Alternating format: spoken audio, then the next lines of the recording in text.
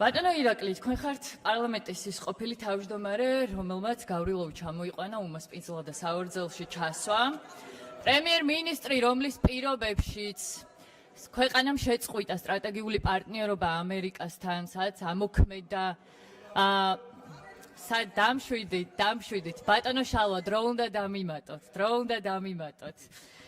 თქვენი პრემიერობის პირობებში ამოქმედა მოსკოვის მექანიზმი. თქვენი პრემიერობის პირობებში დასანქცირდნენ მოსამართლეები, დასანქცირდნენ უმაღლესი თანამდებობის პირები. თქვენ ხართ პრემიერი, რომელიც აღმოსავლეთში ხშირად ხართ, თემურლენგის საფლავზეც ნამყოფი ხართ, მაგრამ საოკუპაციო ხაზთან ნამყოფი არ ხართ.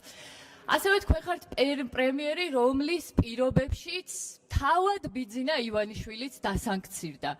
მაგრამ ჩდება ლოგიკური კითხვა, თქვენ ხართ ამ ყველაფრის შემოქმედი და პასუხისმგებელი და თქვენ არ ხართ დასანქცირებული.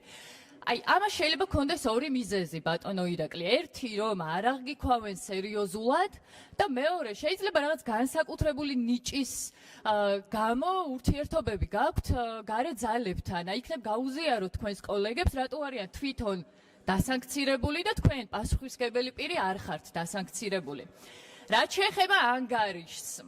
ბატონო ირაკლი, ანგარიში ნარკოპოლიტიკის წარმატების მთავარ მტკიცებულებად გაქვთ პასუხისმგებაში მიცემულთა რაოდენობა, თუმცა ყველამ კარგად ვიცით, რომ ეს არ გვიჩვენებს შემცირდა თუ არა ქვეყანაში ნარკოტიკის მოხმარება, შეწყდა თუ არა ნარკოქსელების ფუნქციონირება, გადარჩნენ თუ არა ადამიანები ნარკოტიკით გარდაცვალება.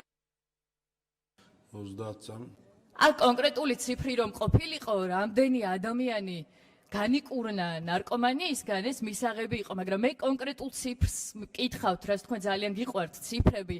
გასულ წელს რამდენი ადამიანი გარდაიცვალა ნარკოტიკის ზედოზირებით.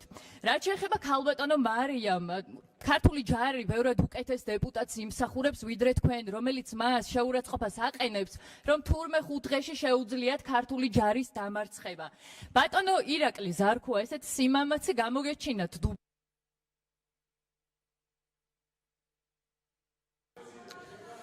ირაკლი